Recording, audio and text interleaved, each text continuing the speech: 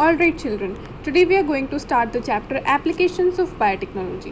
हमारे पास बहुत सारे एनिमल्स होते हैं, प्लांट्स होते हैं, बैक्टीरिया, फंजाई, जिनके हम लोग जीन्स को क्या करते हैं, ऑल्टर करते हैं बाय मैनिपुलेशन। मीन्स हम उनकी डीएनए के अंदर चेंज करते हैं, उनकी कुछ जीन्स को हटा के वहाँ पे दूसरी अच्छी जीन लगा देते हैं। तो उन ऑर्गेनिजम्स को हम लोग कहते हैं जेनेटिकली मॉडिफाइड ऑर्गेनिजम्स, प्यार से उनको बोलते हैं जीएमओज। सो जीएम मॉडिफिकेशन से क्या क्या होता है? जीएम मॉडिफिकेशन से प्लांट जो है वो रेजिस्टेंस बन जाता है to abiotic stresses like cold, heat, salt and drought conditions. इससे क्या होता है, प्लांट का केमिकल पेस्टिसाइड्स के ऊपर रिलायंस बहुत कम हो जाता है। मतलब प्लांट मान लो उसके अंदर ऐसे जीन्स हैं जो कि पेस्ट को आने ही ना दे, जिसके बारे में हम लोग आगे पढ़ने वाले हैं। तो उससे क्या होगा, हमें बाहर से पेस्टिसाइड डालने की ज़रूरत नहीं होगी। फिर न्यूट्रिशनल वैल्यू को बढ़ा देता है ये, जैसे कि आगे हम लोग गोल्डन राइस के बारे में पढ़ने वाले हैं। गोल्डन राइस कौन सा राइस है, उसके अंदर एक्सेस विटामिन ए, मतलब उसको विटामिन ए डाल के, विटामिन ए सिंथेसाइज करने वाली जीन उसके अंदर डाल दी गई है, तो उसकी न्यूट्रिशनल वैल्यू इंक्रीज हो जाती है। And it reduces post harvest losses, it increases mineral usage by plants and prevents early exhaustion of minerals in the soil. Means क्या होता है कि जितने भी मिनरल्स प्लांट्स को मिल रहे हैं वो उसको बहुत अच्छे से यूज़ कर पाते हैं। फिर GM modification has reduce the reliance on chemical pesticides by making the plant resistant to pest. इसके लिए अब हम लोग एग्जांपल देखने वाले हैं, मतलब ये हमने कैसे अचीव किया। तो हमारे पास एक बैक्टीरिया होता है बैसिलस थ्यूरिंजाइनेसिस। सो ये बीटी टॉक्सिन प्रोड्यूस करता है ना। बीटी टॉक्सिन को हम लोग क्राई प्रोटीन भी बोलते हैं, बिकॉज इसकी क्राई जीन्स होती हैं जिससे बीटी टॉक्सिन बनता है। So they are produce by BT toxin genes also called as cry genes. So BT toxin gene जो है वो बहुत ही सक्सेसफुली हम लोगों ने क्लोन कर लिया है बैक्टीरिया से इनटू प्लांट्स। मतलब क्या किया, बैक्टीरिया से हमने ये बीटी टॉक्सिन बनाने वाला जो जीन है, मतलब कि क्राई प्रोटीन जो है, मतलब क्राई जीन्स जो हैं वो हमने लिए और उनको हम लोगों ने बायोटेक्नोलॉजी मीन्स जेनेटिक इंजीनियरिंग की हेल्प से प्लांट के अंदर डाल दिया। सो इससे प्लांट खुद ही बीटी टॉक्सिन बनाने लगा। तो जैसे ही इंसेक्ट प्लांट के ऊपर आएगा, उसका लार्वा उसकी लीव्स को खाएगा तो उसमें बीटी टॉक्सिन होगा, तो वो लार्वा मर जाएगा। सो हमने कौन कौन से प्लांट में एक जीन क्लोनिंग करी है, एग्जाम्पल है उसके BT cotton, BT soybean, BT corn, BT tomato, BT potato and BT rice. Most recently it is BT brinjal. But BT brinjal में बहुत सारी कॉन्ट्रोवर्सीज़ हैं, मतलब इतना सक्सेसफुली हम लोग बीटी ब्रिंजल में नहीं कर पाए हैं, बट फिर भी यूज़ होता है। और इंडिया में किसी भी एडिबल चीज़ के अंदर बीटी टॉक्सिन, मतलब जैसे BT soybean, BT corn, BT tomato, BT potato, BT rice, BT brinjal, ये सब इंडिया में नहीं चलता है। इंडिया में सिर्फ बीटी कॉटन चलता है। वाई? बिकॉज इंडिया में स्टिल ये माना जाता है कि ये टॉक्सिन्स ह्यूमन के अंदर जाएंगे अगर हमने एडिबल चीज़ के अंदर डाला, तो इसकी वजह से अभी तक परमिशंस नहीं दी गई हैं। नेक्स्ट आता है बीटी टॉक्सिन जो है they are produced only by some strains of bacteria and they kill only harmful group of insect pests belonging to the order Lepidoptera, Coleoptera and Diptera। मतलब कि यूँ नहीं है कि हर कोई बैक्टीरिया बीटी टॉक्सिन बनाने लगेगा। सो बीटी टॉक्सिन जो है इन 3 ऑर्डर्स के इंसेक्ट्स को किल करते हैं। लेपिडोप्टेरा में कौन कौन आते हैं, butterflies, moths, example army worm and tobacco budworm. Coleoptera में आते हैं बीटल्स एंड डिप्टेरा में आते हैं house flies and mosquitoes. Now BT toxin जो है they are produced only a certain stage of growth and development in bacteria, that is sporulation stage. So जो bacteria के स्पोर्स होते हैं उनके अंदर बहुत सारा टॉक्सिन होता है। सो बीटी टॉक्सिन क्या होता है, दे आर एंडोटॉक्सिन। 2 तरह के टॉक्सिन्स होते हैं, एंडोटॉक्सिन एंड एक्सोटॉक्सिन। ये क्या होता है, क्रिस्टलाइन फॉर्म में बनाए जाते हैं and as they are endotoxin they will not be washed away by the rain. मतलब वो जो है बैक्टीरिया के अंदर रहने वाले, वो बैक्टीरिया के ऊपर रहने वाले टॉक्सिन्स नहीं हैं। So they do not kill the bacteria itself. ये बहुत ही इंपॉर्टेंट क्वेश्चन है कि बीटी टॉक्सिन अगर बैक्टीरिया के अंदर होता है तो उससे बैक्टीरिया खुद क्यों नहीं मरता। Why? Because they are produce as protoxins, means वो इनएक्टिव फॉर्म में होते हैं। सो उसको आप लोग टॉक्सॉइड भी बोल सकते हैं, प्रोटॉक्सिन बोल सकते हैं। सो जब बैक्टीरिया ने तो उसे रिलीज़ कर दिया, तो जब इंसेक्ट उसको खाएगा या फिर इंसेक्ट की लार्वा उसको खाएगा तो वो सॉल्युबल हो जाएगा इंसेक्ट के गट के अंदर, उसे एल्कलाइन पीएच मिलेगा। So they will bind with the receptors there, और वो उनके इंटेस्टाइन के अंदर पोर्स क्रिएट कर देंगे, जिसकी वजह से क्या आएगा, वाटर उनके अंदर एंटर करेगा and it will ultimately cause lysis of cell. अब वो जो हमने बोला कि वो रिसेप्टर्स में बाइंड करेंगे, तो वो रिसेप्टर कहाँ पे होते हैं, गट के एपिथेलियम में लोकेटेड होते हैं। सो नेक्स्ट आता है BT toxins are insect group specific. जो चॉइस होती है आपकी gene cloned into the plant, it should depend upon the targeted pest in crop plant. मतलब कि ऐसा नहीं है कि मान लो मैंने बीटी टॉक्सिन को ही लिया और वो हर एक तरह के इंसेक्ट को मार देगा। फॉर एग्जांपल मुझे कॉटन बॉलवर्म को मारना है, तो मैं कौन सा वाला बीटी टॉक्सिन जीन करूँगी? I will use Cry1AC and Cry2AB to kill cotton bollworm. ठीक है, कॉटन बॉलवर्म का scientific name is Helicoverpa armigera, it is a lepidopteran. तो इसको मारने के लिए मुझे Cry1AC या Cry2AB प्रोटीन का यूज़ करना पड़ेगा। फिर उसके बाद मान लो मुझे कोर्न बोरर को मारना है, तो उसके लिए मुझे Cry1AB जीन यूज़ करना पड़ेगा। ऑलराइट, सो नेक्स्ट जो आपका बायो पेस्टिसाइड है, Sporeine was the first biopesticide to be use in commercial scale throughout the world. ये एक इंपॉर्टेंट क्वेश्चन बनता है, बट क्योंकि ये NCERT में नहीं दिया तो नीट पॉइंट ऑफ व्यू से इतना इंपॉर्टेंट नहीं है। फिर उसके बाद आता है furiocide is also a BT toxin which can kill diverse group of insect pest generally belonging to order Diptera and Coleoptera. फिर ये जो फ्यूरियोसाइड है ये क्या करता है? It will bind with the receptors in the midgut and inhibit transport of ions in midgut epithelium. जैसे हमने पिछले वाला पढ़ा था, उसमें क्या था कि वो पोर्स क्रिएट कर देता है जिसकी वजह से वाटर अंदर एंटर करता है, और जैसे ही वाटर एंटर करेगा तो वो सेल लाइसिस कोज कर देगा। तो ये वाला क्या करता है? ये आयंस के ट्रांसपोर्ट को इनहिबिट कर देता है। फिर नेक्स्ट चीज़ आती है आपकी resistance of plants to herbicides. जो आपके ब्रॉड लीव प्लांट्स होते हैं, मतलब कि dicots, they are made resistant to a powerful biodegradable herbicide glyphosate. Its trade name is Roundup. मतलब अगर आप इसको ख़रीदोगे तो आपको ग्लाइफोसेट नाम से ये नहीं मिलेगा, आपको राउंड अप नाम से ही ये मिल सकता है। तो क्या होता है, जो आपके ब्रॉड लीव प्लांट्स हैं, मतलब डाइकॉट्स हैं, उनके अंदर मान लो आपने कोई क्रॉप उगा रखी है, तो आप इस हर्बिसाइड को स्प्रे करते हो, तो ये सिर्फ और सिर्फ वीड्स को नहीं किल करता, कुछ असर इसका प्लांट पे भी होता है। तो हम लोगों को अपनी क्रॉप को तो इससे रेजिस्टेंट बनाना पड़ेगा, तो इसलिए हम लोग ये चीज़ यूज़ करते हैं। तो राउंड अप रेडी क्रॉप जो है, it posses resistant to glyphosate. Glyphosate कैसे काम करता है? By inhibiting the working of important chloroplast enzyme EPSP synthetase. तो अगर मान लो वीड है, उसके अंदर ये एंजाइम ही काम नहीं करेगी, तो इसका मतलब उसके अंदर ढंग से फोटोसिंथेसिस नहीं होगी। So required for the formation of aromatic amino acid, without them plant will die. Essential amino acids होते हैं ये, ट्रिप्टोफैन, टायरोसिन, फिनाइलएलनिन, तो वो सिंथेसाइज नहीं कर पाएगा plant and it will ultimately die. So next आता है bio engineers with the help of TIRI plasmid have transferred extra copies of the gene required for the synthesis of EPSP synthetase enzyme in the crop plants. हम लोगों ने plants को immune कैसे बनाया? Glyphosate से। Glyphosate अगर हमने डाला तो वो क्या करेगा? क्लोरोप्लास्ट एंजाइम जो है EPSP सिंथेटेज, उसको काम करवाना बंद कर देगा। तो हम लोगों ने क्या किया कि जो जेनेटिक इंजीनियर का यूज़ करके इस जीन का, मतलब जो जीन EPSP सिंथेटेज एंजाइम बनाएगा, उसकी एक एक्स्ट्रा कॉपी डाल दी। सो दे synthesise 20 times more enzyme than the normal crop and remain protected in the environment. Okay, so हम लोग इससे क्या कर रहे हैं? प्लांट को रेजिस्टेंट बना रहे हैं to herbicide, to use the herbicides and decrease manual labour. So अगर हम लोग मैनुअल लेबर ना हटा के मतलब वीडिंग करें तो उससे सॉइल इरोजन भी होता है। नेक्स्ट चीज़ आती है आपकी गोल्डन राइस। सो जो सीड्स होते हैं गोल्डन राइस के, they are rich in provitamin A, जिसको हम लोग कैरोटीन भी बोलते हैं। That's why they are yellow in colour. Initially जो राइस है, sela variety of rice, it was made golden and now even some varieties of basmati rice are also made golden. So ये जो सबसे पहले सिंथेसाइज किया था, that was the Swiss bio engineer Ingo Potrykus. कौन था? Ingo Potrykus, to remove the deficiency of vitamin A and iron in children. Children जो है बहुत सारे क्वेश्चकोर और मेरिस्मस से जूझ रहे होते हैं, तो इसके लिए हमें जो उनका डेली का खाना होता है उसका न्यूट्रिशनल वैल्यू हमें बढ़ाना पड़ेगा। So let's say this is a rice chromosome. तो उन्होंने क्या किया? 3 जीन्स लिए, A1, A2, A3। ये जो 3 जीन्स थे उन्होंने डेफोडिल्स से ट्रांसफ़र करे। डेफोडिल, जिनका साइंटिफिक नाम is Narcissus, into the rice chromosome. फिर ये जो है वो सिंथेसाइज क्या करते हैं? They synthesize enzyme for carotene pigments.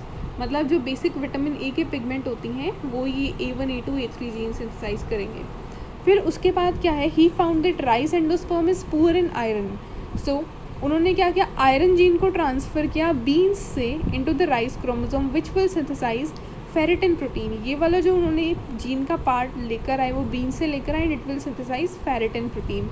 फिर उसके बाद उन्हें क्या पता चला कि जो राइस एंडोस्पर्म होता है it is very rich in a compound called phytate, so it will not allow absorption of iron, so he transferred pt gene from Aspergillus fungi into the crop plant।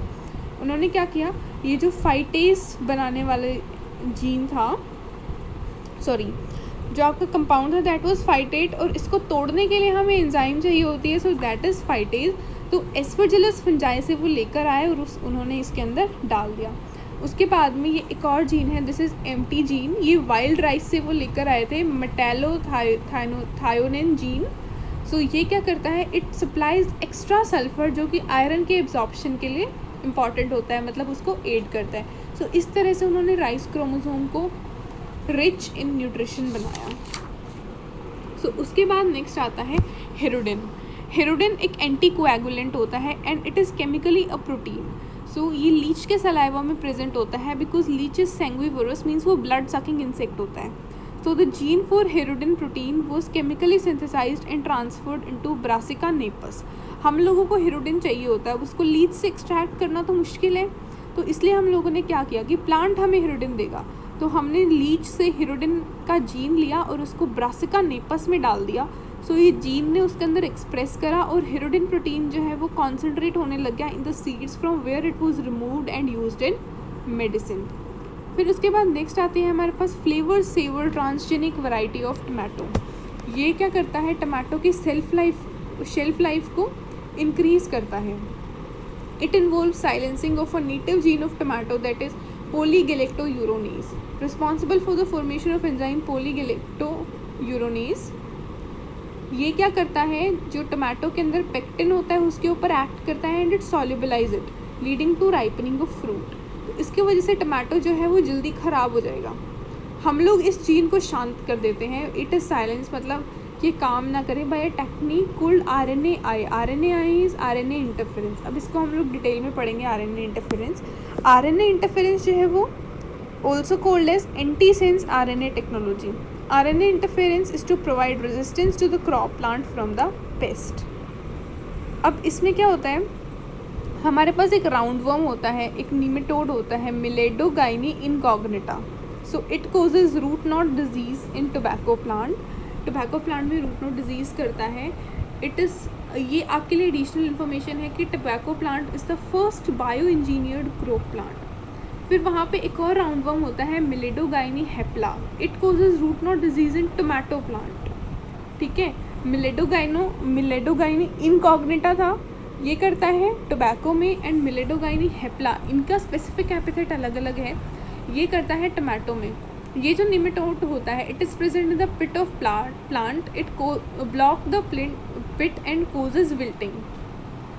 तो इसके लिए हम लोगों ने एक नई स्ट्रेटजी इवॉल्व करी है जिसको हम लोग बोलते हैं RNAi, means RNA interference, to protect the crop plant from the nematode. It involve silencing of mRNA of the nematode by double stranded RNA।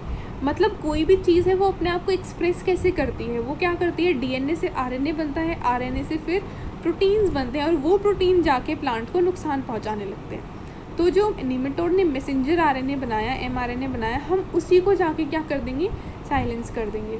So RNAi is a method of cellular defence in all eukaryotes with the help of agrobacterium vectors, that is TI और RI plasma. So हम लोगों ने क्या किया, they have transferred nematode specific gene into the crop plants. तो plants भी same जो उसका RNA है उसके कॉम्प्लीमेंट्री DNA बनाने लगेंगे। The DNA transferred is such that they can synthesise both sense and antisense RNA and remain binded as double stranded RNA in plant cell. But जैसे ही निमेटोड अटैक करेगा plant के ऊपर, तो जो mRNA होता है निमेटोड का, it will be silenced by the double stranded RNA and it मतलब जो क्रॉप प्लांट है इट विल रिमेन प्रोटेक्टेड। मतलब क्या हुआ, इसका मतलब ये हुआ प्यारे बच्चों कि लेट्स से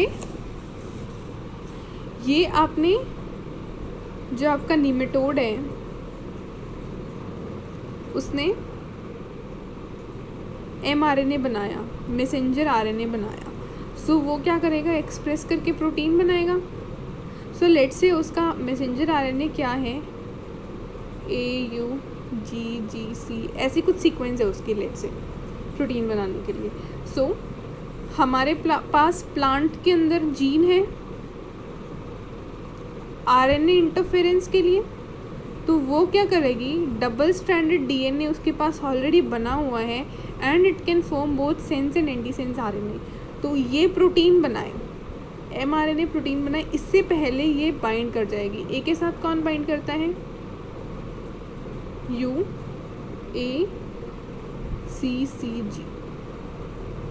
मतलब इस तरह से। तो ये बाइंड कर गई तो इनके बीच में बॉन्डिंग हो जाएगी। अब ऐसे बॉन्डिंग होगी तो फिर ये प्रोटीन नहीं बना पाएगा। So in this way the plant is protected. Alright, infected plant ऐसे होता है एंड बायो इंजीनियर्ड प्लांट में कुछ भी नहीं होता।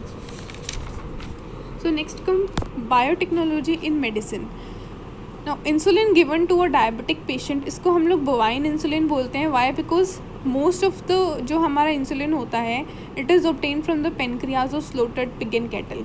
सो it is not exactly similar to human insulin, so it is treated by enzyme protease and made quite similar to the human insulin, but फिर भी थोड़ी सी डिफरेंसेस रह जाते हैं क्योंकि एकदम हम लोग एक जैसा तो नहीं बना सकते ना।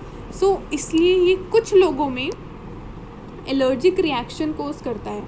सो if we want an insulin exactly similar to human insulin, हम लोग उसको सिर्फ और सिर्फ जेनेटिक इंजीनियरिंग से बना सकते हैं। Now insulin can not be a important question, it can not be taken orally because it is a protein and अगर हमने उसको ओरली लिया so it will get digested in our gut. So insulin hormone is synthesised on ribosomes as pro hormone और pro insulin. ठीक है, now वो कैसे होता है, it consist of 3 polypeptide chains A, B and C and total 81 amino acids होते हैं। A chain में 21, B में 30 एंड C में 30 होते हैं। So A and B these are attached by disulphide bonds and A और C जो है वो अटैच्ड होते हैं एक दूसरे के साथ बाय पेप्टाइड बॉन्ड। सो ये जो प्रो हार्मोन है वो RER में सिंथेसाइज होता है और जो ER होता है आपका rough endoplasmic reticulum, it carries it to Golgi apparatus.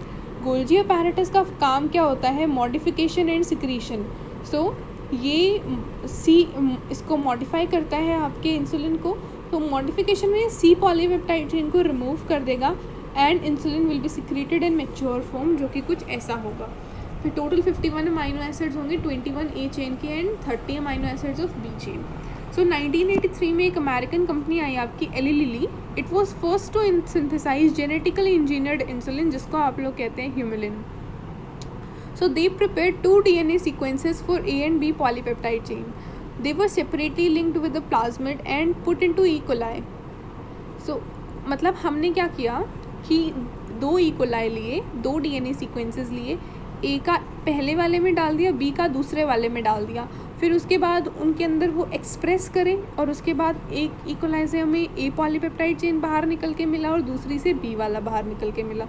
बाद में हमने उन दोनों को लिंक कर दिया बाय डाइसल्फाइड बॉन्ड, क्योंकि देखो अगर हम लोग पूरा इंसुलिन का जीन डाल के इस फॉर्म में बैक्टीरिया से वो लेते तो ये वाले बॉन्ड्स ब्रेक करना बहुत मुश्किल होता है क्योंकि ये पेप्टाइड बॉन्ड होते हैं।